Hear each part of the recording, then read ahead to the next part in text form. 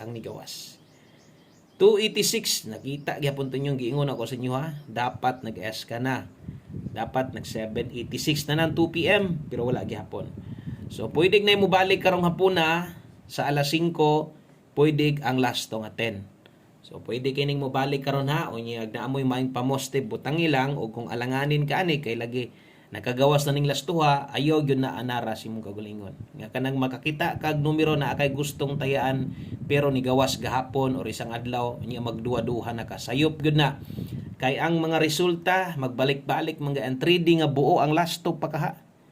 Nga pwede kinang mobalik 2 PM, 5 PM, 9 PM, no? Pwede kay na mo stress pa moste, pwede na. So basta lasto na isgutan magbalik-balik yun. Nag 10 ta diha og sama sunggingon mag-S ka ta. 910. Mangurat ting mingaw bias alas 5. Dipin sa ilang mukusog 610. Balag rumble, target gamay 5 okay na. Kana lang di ay daghang kayong salamat og pang 5 PM lang dayne. Unta gitiman-an ninyo tanan akong ipang storya o sulatin na lang sa inyong mga listahan para di mo malibog. Okay? So dinhi lang kutob. God bless. Maayong adlaw sa tanan. Amping mo diha good luck naton tanan. Og mo balik na sad gonya. Bye-bye.